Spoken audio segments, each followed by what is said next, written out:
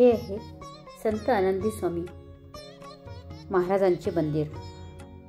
हे मंदिर जालना जिल्ह्यामध्ये आहे।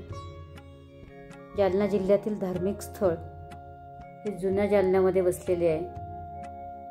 खूप छान मंदिर आहे।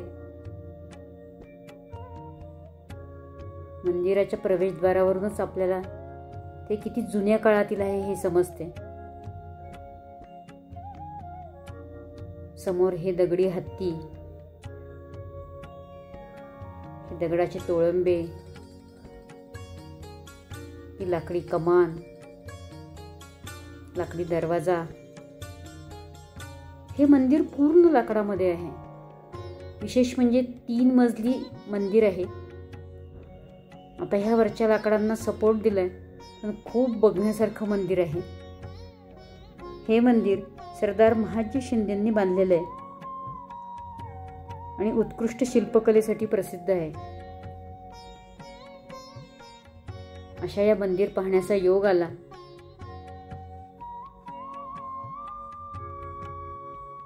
इथे गेल्यानंतर खूप शांतता अनुभवायला येते आणि खूप कोरीव काम लाकडावरचं पाहायला मिळतं।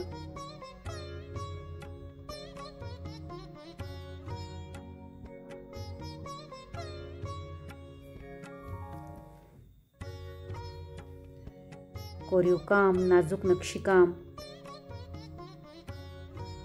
वर असलेले सुशोभित घुमट खूप सुंदर आणि पाहण्यासारखे आहेत।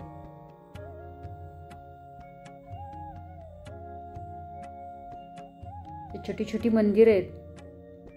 गणपती तर खूप रेखीव आणि छान आहे। उजव्या सोंडेचा गणपती, विठ्ठल रुक्मिणी,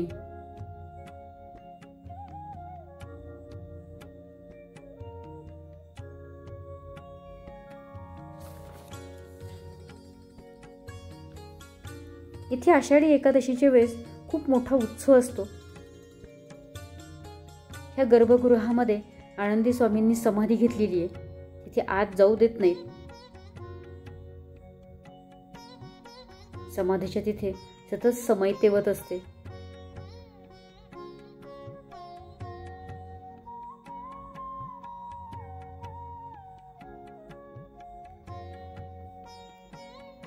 आषाढी एकादशीच्या काळामध्ये 7 दिवसामध्ये आनंदी स्वामींना वेगवेगळी रूपं दिली जातात आणि हे पाहण्यासाठी आजूबाजूच्या गावातून सगळे भक्तगण येतात। मोठी यात्रा भरते। हा उत्सव खूप पाहण्यासारखा असतो। हे लाकडी खांब आणि यावरची नक्षी तर खूप पाहण्यासारखी आणि रेखीव आहे। हे आहेत आनंदी स्वामी महाराज।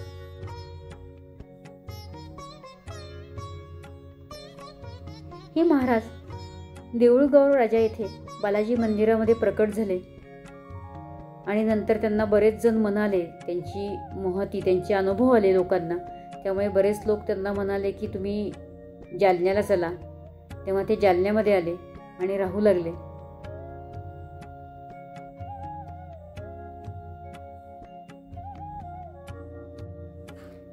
आनंदी स्वामी महाराज हे दत्तात्रयाचा अवतार आहे।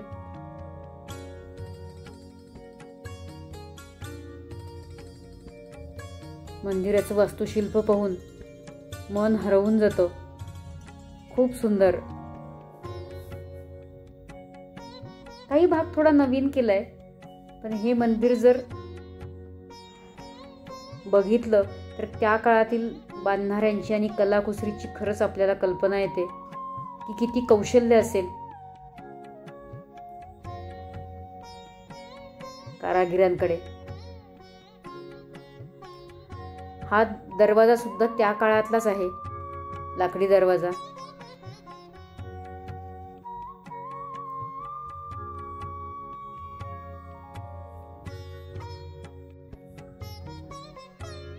आषाढी एकादशीच्या काळामध्ये 7 दिवसामध्ये खूप मोठा उत्सव असतो। धार्मिक सांस्कृतिक कार्यक्रम होतात, भजन कीर्तन, अगदी पंढरपूरच्या वारीसारखं वातावरण असतं।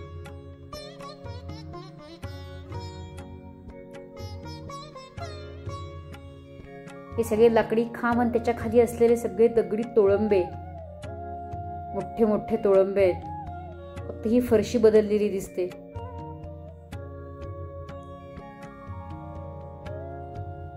ही आहे आनंदी स्वामी महाराजांची मूर्ती.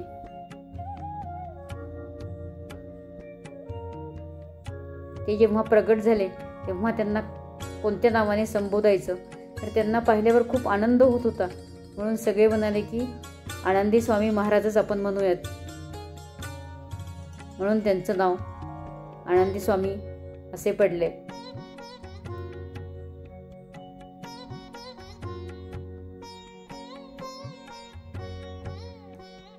या लाकडी खांबावरचं कोरीव काम.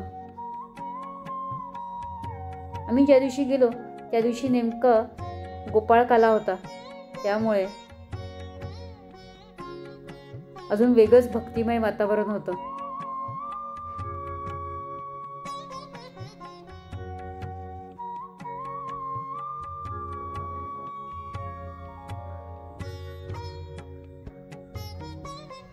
पाहायला किती सुंदर वाटतंय. हा पहिला मजला आणि त्यावर अजून एक मजला आहे. आणि विशेष म्हणजे हे लाकडाचं मंदिर आहे पूर्ण.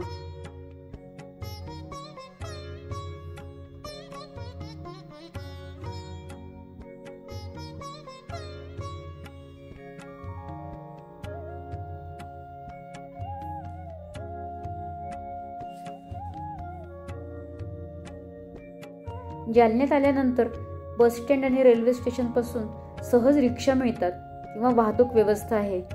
जुन्या जालन्यामध्ये हे मंदिर आहे. असं हे भव्य मंदिर, पुरातन मंदिर पाहिल्यानंतर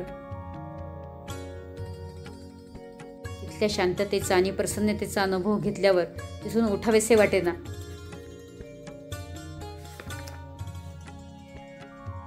गोंदवलेकर महाराज जेव्हा गुरु शोधत शोधत जालन्यात आले आणि आनंदी स्वामींना भेटले की गुरु मंत्र द्या म्हणून, तेव्हा आनंदी स्वामी महाराज म्हणाले की नांदेडच्या दिशेने तुम्हाला जायला हवे, तेव्हा तुम्हाला तिथे गुरु भेटतील. त्यांच्या सांगण्यावरून गोंदवलेकर महाराज उमरखेडला गेले आणि तिथे तुकामाईंचा अनुग्रह घेतला.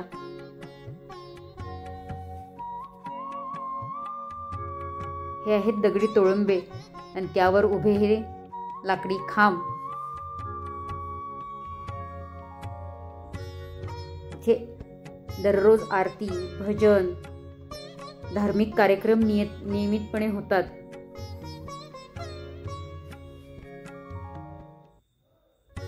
जर तुम्ही कधी या भागात आलात तर नक्की आनंदी स्वामी महाराज मंदिराला भेट द्या. असे हे व्हिडिओ तुम्हाला कसे वाटतायत तेव्हा कमेंट करून सांगा. लाईक करा, शेअर करा आणि सबस्क्राईब करा.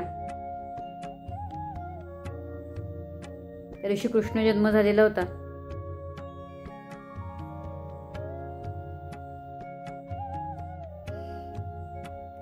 भाविकांना बसण्यासाठी सुद्धा समोर खूप सभा मंडपामध्ये छान जागा आहे खूप. तिथे बसून आरती, प्रवचन, कीर्तन अगदी शांततेने ऐकता येते. असे हे सुंदर मंदिर, वेगळी अनुभूती देणारे, उत्कृष्ट शिल्पकलेसाठी प्रसिद्ध असणारे मंदिर आम्हालाही पाहण्याचा योग आला. आषाढी एकादशीच्या दिवशी स्वामींची पालखी निघते, तेव्हा त्या काळात जाता आले तर खूप चांगले.